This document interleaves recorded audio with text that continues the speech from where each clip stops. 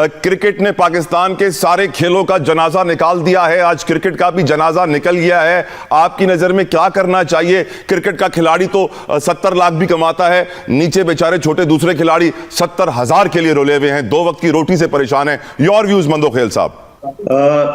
जतोई साहब, मेरे ख्याल में मैं और आप पहले भी इसके ऊपर डिस्कस कर चुके हैं, आपको याद होगा 2-4 महीने पहले, याद होगा आपको? सर बिल्कुल याद है। ये क्रिकेट के खिलाफ हो, ये सट्टेबाजों के खिलाफ हो, जहां जस्टिस कयूम का रिपोर्ट आया था और 3-3 साल 8-8 लाख सजा, आपको याद है कि बहुत सारे खिलाड़ियों के खिलाफ सजा की और जुर्माना लगाया।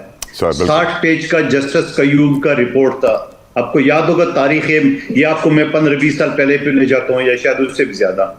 उसके बाद मैंने चैलेंज किया सिंध हाई कोर्ट में, तो सिंध हाई कोर्ट की मोहतरम जनाब जस्टिस साहिबा ने मेरी एप्लीकेशन रिजेक्ट कर दिए और मुझ पे 10,000 रुपये जुर्माना लगा दिए कि ये आपको इस्लामाबाद में दाखिल करने चाहिए, सिंध पाकिस्तान का हिस्सा नहीं, गोया उनका मतलब ये था।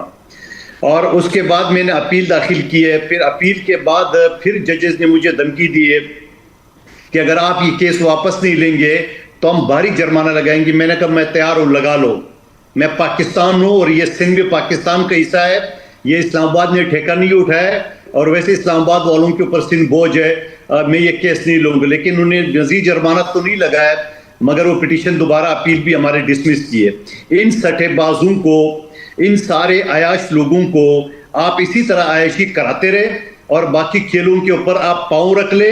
पाकिस्तान में दूसरा कोई खेल नाम को कोई चीज नहीं है और इन्हीं सट्टेबाजों को, इन्हीं आयाश लोगों को आप खिलाते रहो, इसी तरह आपकी बेइज्जती होती रहेगी हिंदुस्तान और दुश्मन मुल्क हिंदुस्तान का। तो मैं तो इतना कहूंगा। बिल्कुल ठीक सर। आयशा बानो साहिबा, thank you for your precious time. Madam जज़ाकल्लाह। अस्सलाम वालेकुम। आपसे पूछना चाहूंगा, जो क्रिकेट का हमारा हाल है और जो बाकी खेलों का हाल है, who do you hold responsible? आपकी नजर में सियासत अगर खेल के मैदान में आई है तो उसका खात्मा कैसे किया जाए? What is the way forward? Ayesha साहिबा।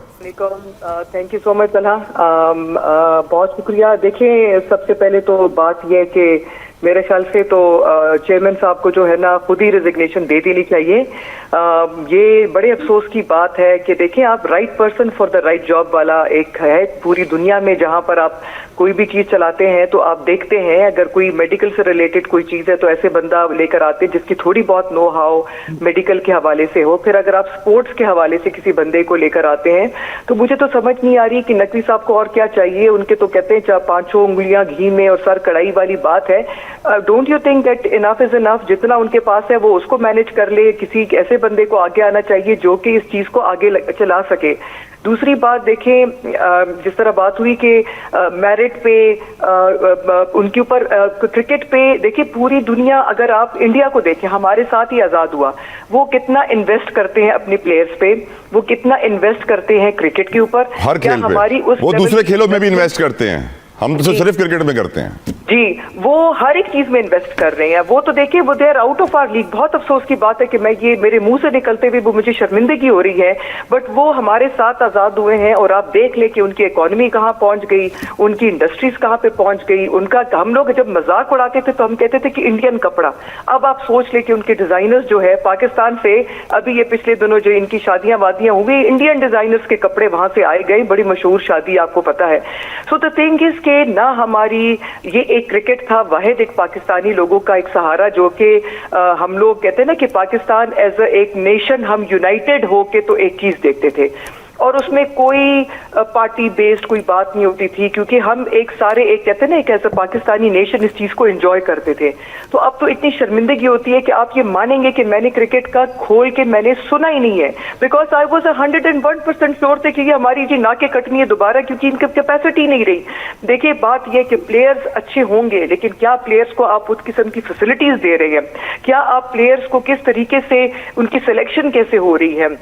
क्या आप जो क्रिकेट है इटसेल्फ, क्या नए लोगों को आगे लाने दे रहे हैं? क्या नेपोटिज्म दरमियान में इन्वॉल्व नहीं है? क्या इनकी जो प्रॉपर ट्रेनिंग्स हो रही हैं? देखिए ऑस्ट्रेलिया की हम लोग कुछ साल पहले ये माइक हसी उस वक्त मतलब was one of the player, और अब मुझे नहीं पता कि वो ही स्टिल प्लेइंग और नॉट, बट वो उनकी इतनी एक्टिव ट्रेनिंग्स हो रही थी कि हर एक बंदा अपना अलग अलग ट्रेनिंग। क्या हमारी उस लेवल की इन्वेस्टमेंट्स हो रही हैं प्लेयर्स के ऊपर? तो देखिए पहले तो मुझे लगता है कि नकवी साहब को खुद शर्म आनी चाहिए और उनको खुद ही रिजाइन दे देना चाहिए। Enough is enough. पिछले कितने अरसे से वो बैठे हुए हैं और हम रिपीटेडली हारे जा रहे हैं। कोई एक पाकिस्तानी कौम बता दे कि भाई हम लोगों की कहीं पे जाके तो सर हमारा उठा और हम कहे कि जी बड़ा जबरदस्त उन्होंने कोई गेम, हॉकी हमारी अच्छी जा रही थी वो भी डाउनफॉल। ये वाहिद 2 गेम्स थे जिसमें हम लोग कुछ पाकिस्तानी कहीं ना कहीं नाम बना रहे थे, उनका भी बेड़ा गर्क हो गया। हॉकी तो अब कहते हैं ना कि वो काजी मुहिब और वो टाइम के जो टीम्स थी और जिस किस्म के प्लेयर्स थे, अब आप मुझे बता दें आपके किसी पाकिस्तानी को हॉकी के किसी प्लेयर का नाम भी पता है? बिल्कुल आप सही कह रही हैं। I completely agree with you. Cricket ने जनाजा निकाला है सारे खेलों का और आज क्रिकेट का जनाजा निकलते हुए हम देख रहे हैं। अली गौहर बलोच साहब, आपकी तरफ आना चाहूंगा। हुजूर, क्या हम ये कुछ ऐसा कुछ कर सकते हैं सर, कोई कानून साजी पार्लियामेंटेरियंस, कि स्पोर्ट्स को जितना पैसा एलोकेट होता है उसकी सही तरीके से स्क्रूटनी चेकिंग की जाए, कि वो जो बड़े बड़े अफसर आके बैठ जाते हैं जिनकी उम्र 60-70 साल से ऊपर होती है, लाइफ उनकी तकरीबन कंप्लीट होती है, बड़ी बड़ी तनख्वाहें लेते हैं, मुख्तलिफ एसोसिएशन और बोर्ड्स के वो सरबराह बन जाते हैं, और फिर सारा पैसा जो खिलाड़ियों के लिए मिलता है वो एसोसिएशन खा जाती है, खिलाड़ी तक कुछ फॉरवर्ड जाता नहीं है। हमारे मुल्क का खिलाड़ी जितने बुरे हाल में आज है मैं नहीं समझता कभी पहले था। हमें, हमारी हुकूमत को, हमारी मुकन्निना को, मिन हैसुल कौम, हमें सोचना चाहिए कि हम कितना इन्वेस्ट कर रहे हैं क्रिकेट के अंदर और क्यों कर रहे हैं। बाकी खिलाड़ियों ने क्या गुनाह किया है? क्या आपको मालूम है अली गौहर बलोच साहब, बाकी खिलाड़ियों ने क्या गुनाह किया है? देखिए, बात यह है, अगर सही बात मेरिट पे की जाए तो किसी भी चीज में जब रिफॉर्म्स होती हैं वो नीचे से ऊपर नहीं होती, वो ऊपर से नीचे होती। जब आप किसी चीज का बेहतरी का सोचते हैं, जब आप मामलात को, किसी भी मुल्क के मामलात ठीक करना चाहें, चाहे आप दीगर कोई प्राइवेट इदारे हों उनको ठीक करना चाहें, तो ये कोई इतना मुश्किल काम नहीं होता। जहां तक हार और जीत है वो जाहिर है, वो एक ग्राउंड है, वो एक फील्ड है, उसमें जहां पर कामयाबी है वहां पर नाकामी भी है, जहां पर जश्न होते हैं वहां पर कई दफा शिकस्त भी खानी पड़ती है। तो ये तो एक स्पोर्ट्स का हिस्सा है।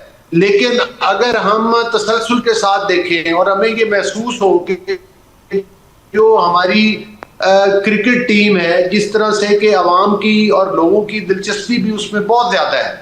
ऑप्शन नहीं दिया आपने, कोई ऑप्शन दिया नहीं, बहुत ज्यादा इसलिए है कि सर मैंने आपसे कहा ना कि जिस तरह क्रिकेट पे प्रोग्राम होते हैं किसी और खेल पे होंगे ही नहीं, पैसा सारा इस पे लगा है सर। मैं यही कहता हूं ना कि जिस तरह से देखें ना, हमारी एथलेटिक्स है, हॉकी, एक जमाने में हमारी हॉकी बहुत अच्छी थी। एक तो आपकी बात से मैं इत्तेफाक करता हूं कि जो भी हमारा स्पोर्ट्स का फंड है, जितनी भी हमारे मुल्क की एनुअल एलोकेशन है, ना सिर्फ उसको बढ़ाया जाए बल्कि वो दीगर जो हमारी गेम्स हैं उनके ऊपर भी उसको बराबर तकसीम किया जाए और उन खिलाड़ियों को भी उतने ही मौके मिलने चाहिए जितने के क्रिकेट को मिलते हैं। क्रिकेट के अंदर भी रिफॉर्म्स की जाएं और रिफॉर्म्स के साथ साथ इसमें जो सिलेक्शन का तरीक़ेकार है वो इतना ट्रांसपेरेंट, शफाफ और प्रोफेशनल होना चाहिए कि जिसके बाद ये ना हो, महसूस यही होता है कि यहाँ पर किसी न किसी जगह पर कोई ना कोई गड़बड़ जरूर होती है कि साल से देखें आप चेयरमैन भी कई लगा चुके हैं, कई दफा खिलाड़ियों की भी रिशफलिंग हो जाती है, लेकिन इसके बावजूद नताइज नहीं आते। इसका मतलब ये है कि कहीं ना कहीं कोई मसला जरूर है। लिहाजा बिल्कुल बात ठीक है, हमें अपनी बाकी स्पोर्ट्स के ऊपर भी तवज्जो करनी चाहिए और क्रिकेट के ऊपर भी रिफॉर्म्स की जरूरत है। हम जानते हैं कि डॉक्टर्स की टीम ने इमरान खान का अडयाला जेल के अंदर मुआयना किया है और अच्छी खबर यह आई है कि जिस आंख की बीनाई 15% रह गई थी वो 70% तक आ गई है, जिससे साबित भी हो जाता है कि शायद ये ट्रीटमेंट डिलेड है, पहले मिल जानी चाहिए थी खान साहब को। लेकिन जब शोर मचा, जब फ्रेंड ऑफ कोर्ट को भेजा गया उनसे मुलाकात करने और फिर उनकी रिपोर्ट सुप्रीम कोर्ट से पब्लिक की आंखों में आई और फिर एहतजाज का सिलसिला शुरू हुआ और फिर प्रेशर बना और फिर ये टीम गई और फिर आंख की बीनाई को बचाया गया, 70% पे लाया गया। अली गौहर बलोच साहब, आपसे शुरू करना चाहूंगा इस दफा। डोंट यू थिंक कि इस खबर के आने के बाद अच्छी खबर है, 70% बीनाई आ गई, लेकिन हुकूमत की लापरवाही, केयरलेसनेस, जेलर साहब की जिनका जिक्र इमरान खान साहब ने भी किया, प्रूव हो गई है, वाज़ेह हो गई है। अली गौहर बलोच साहब, देखिए बात ये